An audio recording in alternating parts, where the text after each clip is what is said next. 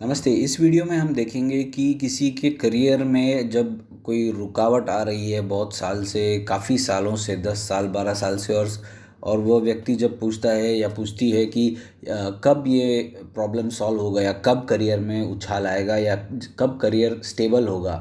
तो ऐसे प्रश्न के लिए हमें ज़्यादातर शनि देखना पड़ता है। आपको पता है, क्योंकि शनि इस कर्मकारक इन भृगुनंदी नाड़ी या नंदी नाड़ी या नाड़ी इन जनरल। अब मैं आपको एक चीज़ यहाँ पर दिखाना चाहता हूँ। इस पत्रिका में आप देखिए, नॉर्थ इंडियन स्टाइल में चलते हैं। ये देखिए, यहाँ पर मार्स और सैटर्न मतलब मंगल और शनि की युति है दूसरे घर में। और आप ये भी देख सकते हैं कि मैंने यहाँ पर इस तरह मार्क करके रखा है येलो। यहाँ पर देखिए, ये मार्स मतलब कुज, मंगल, और जो बुध है उसमें राशि परिवर्तन है। ये दो चीज़ें आप ध्यान में रखिएगा। सबसे पहले हम चलते हैं कि मंगल और शनि की जब युति होती है और यदि हाथ में शनि रेखा सही ना हो, यदि हाथ में जो शनि रेखा उसमें प्रॉब्लम्स हो, तो ये मंगल और शनि की जो युति है भयंकर प्रॉब्लम्स देती है। ठीक है, अब देखते हैं इनकी शनि रेखा। ये लेडी का पाम है, तो शनि रेखा तो पिटी हुई है। यहाँ पर आप देख सकते हैं क्लियरली। यहाँ पर मंगल की एक रेखा जो है वह शनि रेखा को काटती हुई उसको रोक रही है, परंतु शनि रेखा फिर भी यहाँ से उठने की कोशिश कर रही है। करने के बावजूद आप देखिए, यहाँ पर और एक मंगल रेखा ने इसको काट दिया है। इसके बाद यहाँ पर ये दूसरी मंगल रेखा है, वह यहाँ से फिर शनि रेखा आगे बढ़ने की कोशिश कर रही है, परंतु इसको भी रोका गया है। क्यों रोका गया है? क्योंकि यहाँ पर द्वीप है। अगर ये द्वीप ना होता तो मैं इसको रोकने की रेखा नहीं कहता। ठीक है, तो ये आपको ध्यान में रखना है, छोटी छोटी चीज़ें हैं। परंतु उसके बाद जो रेखा है आप देख सकते हैं, जैसे ये रुक गई है यहाँ पे, उससे आप देखिए इसका जो लेवल है ये ऐसे जानी चाहिए थी स्ट्रेट, परंतु जब ये रुक गई है यहाँ पे, ये दूसरे जगह से डिसजॉइंट कहते हैं इसको, वहाँ से दूसरी छोटी सी शनि रेखा का उद्गम हुआ है। इसका मतलब ये एज 44.5 के आसपास का एज है। ये जो एज है 44.5 का एज है। अब पत्रिका में चलते हैं। इसका मतलब शनि रेखा जो है यहाँ से ठीक हो रही है, इसका मतलब करियर में उछाल गारंटीड मुझे दिख रहा है। तो अब इनकी जो उम्र है, फिलहाल ये 31, एक मिनट, सॉरी, 11 दिसंबर, चलिए दिसंबर 1981 बॉर्न है, मतलब 81 दिसंबर 81 बॉर्न है, 1981 बॉर्न है। इसका मतलब अभी इनकी उम्र 44 ईयर्स प्लस समथिंग है। 3 महीने आप, अभी मार्च का महीना है, 3 महीने आप गणना करके देखिए। 3 महीने मतलब ऑलमोस्ट पास आ गया है वक्त की। अब वो आगे बढ़ने की कोशिश करेंगे या कुछ ना कुछ ब्रेक मिलेगा, लेकिन ये कब होगा ये हम कैसे देख सकते हैं? अभी यहाँ पर आप शनि और मंगल की युति तो हुई है, तो जो मंगल की डिग्रीज है वो है लगभग 4 डिग्रीज, 4.5 डिग्रीज, और शनि है लगभग 26.5, 26.5 डिग्री। तो इसका मतलब अगर इन दोनों को हम माइनस करेंगे तो ये आता है 22 डिग्रीज। यदि हम इसको डिवाइड करेंगे 2 से, ये आता है 11। अब जो 4.5 डिग्रीज मंगल के, उसमें यदि हम इसको जोड़ देंगे, ऐड कर देंगे, तो ये 15.5 डिग्री आता है। ओके, अब इस डिग्री में जब शनि गोचर, फिलहाल शनि गोचर यहाँ पर है, पाइसिस में है। आप देखिए, इस हाथ में सबसे बड़ा प्रॉब्लम शनि और मंगल की युति है।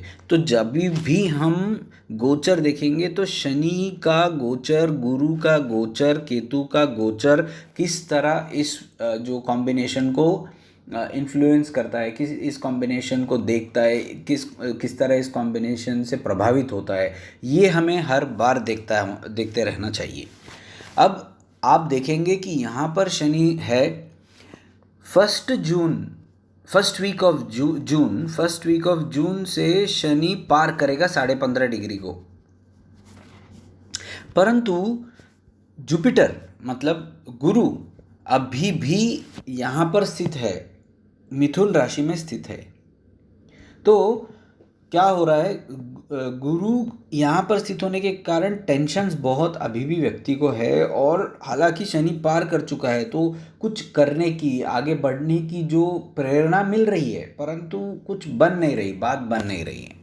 तो फर्स्ट वीक ऑफ जून से शनि तो क्रॉस करेगा, और उसी समय गुरु भी यहाँ पर आएगा। सॉरी, उल्टा, में साउथ इंडियन, इधर आएगा गुरु। ओके, गुरु आएगा कर्क राशि में, ये कर्क राशि है ना, तो कर्क राशि में आएगा गुरु। लेकिन फर्स्ट वीक ऑफ जून से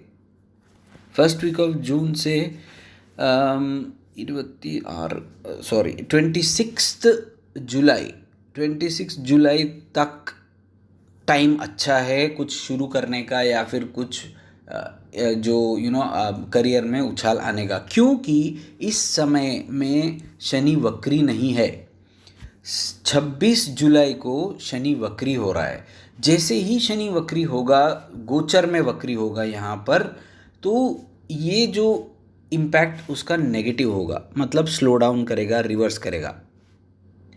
तो हम बोल सकते हैं कि इस जो कालखंड में कुछ ना कुछ पॉजिटिव जो करियर से संबंधित होने के चांसेस, बहुत अत्यधिक चांसेस हैं। लेकिन क्या उसके बाद कोई चांसेस नहीं है? बिल्कुल है। देखिए, पहली बात, जब गुरु यहाँ पर आता है, यहाँ पर आता है कर्क राशि में, तो ये सप्तम दृष्टि से वीनस को देखता है, शुक्र को देखता है। तो शुक्र को देखता है, और उसी समय जो है ये ट्राइन्स में, इसलिए ये पूरा एक्टिवेट हो रहा है ना, नाड़ी में हम लोग ट्राइनल एक्टिवेशन बोलते हैं। तो जब गुरु कर्क राशि में होता है तो एक्टिवेशन तो जरूर होगा, परंतु जब यहाँ पर शनि वक्री होगा तो ये उसको डीएक्टिवेट करेगा। तो यहाँ पर ये पीरियड बहुत क्रिटिकल है, इस समय में कुछ ना कुछ होगा, गारंटीड होने के चांसेस, क्योंकि हाथ में आप 44.5 दिखा रहा है, तो कुछ ना कुछ पॉजिटिव होने के 100% चांसेस है। सपोज यदि काल जो देश काल पात्र, जो ये जिस देश में रहती है, उस देश काल पात्र की वजह से कुछ गड़बड़ हुई, तो हम ये बोल सकते हैं कि जब एक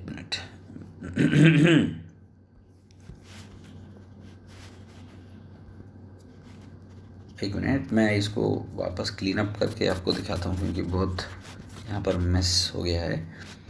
तो जब यदि फर्स्ट वीक ऑफ जून से लेके 26 जुलाई, मैंने ये जो कालखंड बोला है, फर्स्ट वीक ऑफ जून से लेके 26 जुलाई तक यदि कुछ नहीं हुआ, क्योंकि 26 को जो है शनि वक्री होगा, शनि जो है वक्री होगा यहाँ पर, ठीक है। जैसे ही शनि वक्री होगा तो वह जो गुरु है उसको भी डीएक्टिवेट करेगा। मतलब क्या, उसको कुछ काम करने नहीं देगा। जब भी गुरु यहाँ पर है, गोचर का गुरु, और शनि यहाँ पर है, शनि जब वक्री हो जाएगा तो वह इसको डीएक्टिवेट करेगा, और इसको भी डीएक्टिवेट करेगा, तो कुछ आगे नहीं बढ़ेगी बात। तो इनको जो भी है वो फिक्स करना चाहिए इस पीरियड में। लेकिन उसके बाद शनि जो है अक्टूबर तक जो रहेगा वक्री, नहीं सॉरी, शनि जो है काफ़ी देर तक वक्री रहेगा, परंतु हमें क्या देखना है कि गुरु जो है, यदि वह गुरु यहाँ आ जाता है, तो वह शनि की जो वक्र दृष्टि है, त्रिकोण वक्र दृष्टि, जिसको नाड़ी में हम वक्र दृष्टि ही बोलेंगे, उससे गुरु बच जाएगा। हालांकि यहाँ पर उसकी वक्र दृष्टि दिखती है, परंतु इस हाथ में हमें वो संभावना कम दिख रही है। तो इस वजह से मैं बोल रहा हूँ कि यदि गुरु जो एग्जैक्ट डेट जो है 30 अक्टूबर 2026 को गुरु सिंह राशि में जाएगा। जैसे ही वो जाएगा, वो शनि की जो वक्र दृष्टि है, जो गोचर शनि की वक्र दृष्टि है, वो उससे कम हो जाएगी, तो वहाँ पर भी चांसेस बढ़ सकते हैं। अच्छा, ये ऐसा भी हो सकता है कि व्यक्ति को कुछ मिले, जुलाई 26 तक चले, और सडनली कुछ ना कुछ उसमें बाधा आ जाए। शनि वक्री होने के कारण, परंतु वह जो बाधा है 30 अक्टूबर तक रहेगी, उसके बाद सब ठीक हो जाएगा। तो इस तरह भी इसको इंटरप्रेट कर सकते हैं। तो आपको जब नाड़ी में आपको प्रेडिक्शंस देना होता है तो आपको इस तरह देखना पड़ता है। तो आप यदि पराशरी भी यूज़ करेंगे तो भी इसमें से कुछ ना कुछ हमें मिल सकता है फल। क्योंकि देखिए शनि और शुक्र की शनि की महादशा और शुक्र की भुक्ति मतलब अंतर्दशा है। तो जो शुक्र है यदि आप देखेंगे यहाँ से, he is a 10th Lord. 10th Lord मतलब कर्माधिपति है, कर्मेश है, कर्माधिपति है, ठीक है, कर्म स्थान का स्वामी है। तो वह अंतर्दशा का नाथ है। इसका मतलब वहाँ पर एक्टिवेशन कर्म से संबंधित कुछ होगा, पिता के जो पैसे से संबंधित भी कुछ हो सकता है, उससे भी हेल्प मिल सकती है। या फैमिली में कोई नया व्यक्ति भी आ सकता है, नॉट पार्टनर या कुछ भी, मतलब इस तरह से शुक्र के कारकत्व भी हो सकते हैं। परंतु ज़्यादातर मुझे यहाँ पर कर्म की दृष्टि से कुछ जो उछाल है वो दिख रहा है। ऐसा इसीलिए है क्योंकि यदि हम चंद्र से देखेंगे, चंद्र इनका काफ़ी ठीक ठाक है। आप देखिए चंद्र की जो पोजीशन है, ठीक है, यहाँ पर बाधा रेखाएं हैं, परंतु फिर भी चंद्र ठीक ठाक है और शनि से इन्फ्लुएंस उतना नहीं दिख रहा है। इसलिए मैं चंद्र लग्न भी देखूंगा। चंद्र लग्न से जो है शुक्र है वो यदि आप देखेंगे 8th हाउस में है। 8th house is 11th from 11वां है जो 10 से, ठीक है। इसका मतलब क्या है, 10th हाउस से लाभ स्थान, 8th हाउस जो है वो लाभ स्थान है। 10th हाउस का मतलब कर्म स्थान का लाभ स्थान जो है वह 8th है और वहाँ पर शुक्र बैठा है जो अंतर्दशानाथ है और उस पर गोचर गुरु की दृष्टि पड़ रही है जो उच्च है। तो आप इस तरह भी उसको इंटरप्रेट कर सकते हैं, ये पराशरी के हिसाब से। परंतु यहाँ पर पराशरी का कोई संबंध नहीं है, बट फिर भी मैं इसलिए बोल रहा हूँ क्योंकि सारे लोग जो वीडियो देख रहे हैं वो पराशरी पद्धति फॉलो करते हैं, इसलिए मैंने ये बोला है। तो ये एक बात हुई। ये कैलकुलेशन आपको देखना है डिग्रीज़, इनकी डिग्रीज़ इनको सब्ट्रैक्ट करना है। इसको हम मिड वैल्यू कहते हैं। मध्य में जाके वहाँ से एक एक नवांश देखना पड़ता है या फिर वहाँ से एक एक डिग्री एवरी मंथ आपको कैलकुलेट करना है। जब आप कैलकुलेट करते हैं तो गुरु की भी डिग्रीज को कैलकुलेट करके उसकी भी कैलकुलेशन लेनी है। यहाँ पर मैंने केतु को लिया नहीं है क्योंकि वो कॉम्प्लिकेटेड हो जाएगा, परंतु हाथ में उसकी ज़रूरत नहीं दिख रही इसलिए मैंने केतु नहीं लिया है। क्योंकि 44.5 से शनि रेखा ऊर्ध्वगामी दिख रही है और ये यहाँ पर इसको देख रही है, इसका मतलब शुभ ही होने के चांसेस ज़्यादा हैं और इसमें कोई काट फाट नहीं है, इसीलिए ये ठीक लग रहा है मुझे। इसलिए मैंने ये ज़्यादा केतु की बात नहीं की यहाँ पर। तो अब हम चलते हैं कि और एक जो इनके हाथ में दिख रहा है वह मुझे ये दिख रहा है कि इनके जो पत्रिका में परिवर्तन योग है। आप यदि परिवर्तन योग जानते हैं, राशि परिवर्तन योग, तो आप देख सकते हैं मैंने जो बोला आपको कि यहाँ पर मंगल और बुध का परिवर्तन है। अब छोटा सा प्रेडिक्शन देके ये वीडियो हम ख़त्म करेंगे। यदि मंगल यहाँ पर भी अवेलेबल है और बुध यहाँ पर भी मौजूद है, मतलब क्या है, हम नाड़ी में जब परिवर्तन देखते हैं तो हम इसको दोनों जगह अवेलेबल बताते हैं। हम ये बोलते हैं कि बुध और मंगल दोनों जगह अवेलेबल हैं, मौजूद हैं एक ही समय में। इस तरह इसको देखा जाता है, जैसे केमिकल बॉन्ड है, कोवेलेंट बॉन्ड है जहाँ पर इलेक्ट्रॉन्स हम शेयर करते हैं, उस तरह हम देखते हैं, इसको शेयरिंग कहते हैं। यदि मंगल यहाँ पर आ गया तो सूर्य और मंगल एक साथ आ गए, इसका मतलब पिता से बहुत ज़्यादा इस व्यक्ति को लाभ होने के चांसेस है। या पिता गवर्नमेंट सर्वेंट हो सकते हैं या पिता के पास जो है भूमि काफ़ी हो सकती है जिससे इस व्यक्ति को फ़ायदा हो सकता है, नेटिव को फ़ायदा हो सकता है, जातक को फ़ायदा हो सकता है। और जब बुध यहाँ पे चले जाएगा तो शनि के साथ बुध तो फास्ट मूविंग है और शनि स्लो मूविंग है, तो बुध खींचेगा शनि को। इसका मतलब क्या, बुध जो है अपने कारकत्व को शनि के ऊपर अच्छी तरह